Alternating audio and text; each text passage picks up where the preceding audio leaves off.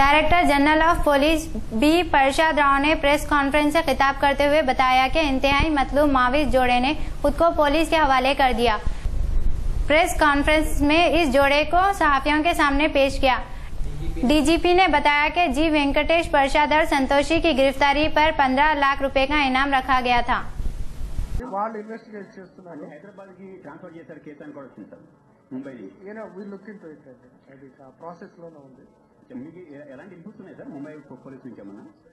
నన్ను కాంటాక్ట్ చేయలేదు, maybe commissioner స్థాయిలో ఏమైనా కాంటాక్ట్ చేశారు. వీళ్ళు లుక్ ఇంటూ ఇట్. యాక్చువల్గా ఆవిడ కంప్లైంట్ అక్కడ ఇచ్చింది కాబట్టి అక్కడ చేసి ఇచ్చేసి అది పాయింట్ ఆఫ్ జ్యూరిడిక్షన్ ఇక్కడికి పంపిస్తారనమాట. సో ఆ డీటెయిల్స్ తర్వాత వెళ్తాం. సరే డీజీపీ గారు, కేంద్ర హోంశాఖ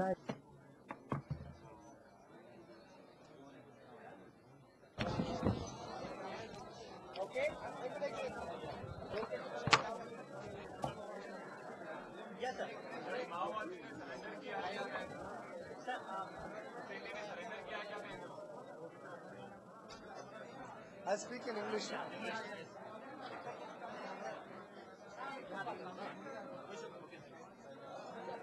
The official spokesperson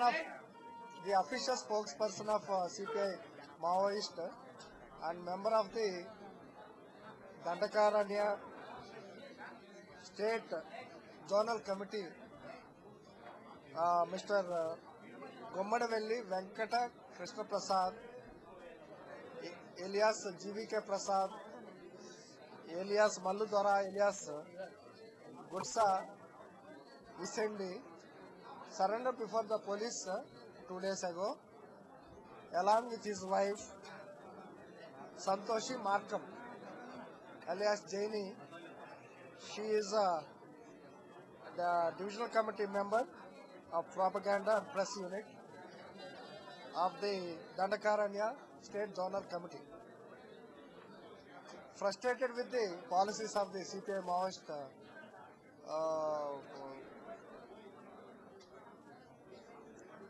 party, and because of ill health, these two people have surrendered before the police. And GVK Prasad was earlier, for about 28 years, he participated in the underground activity of the CPI Maoist party. He was earlier in 1987, he was in Visakhapatnam jail in an Arms Act case. That time itself, in December 87, in Gurtedu, IAS officers including Shankaran, the collector of that district, and 4 more officers.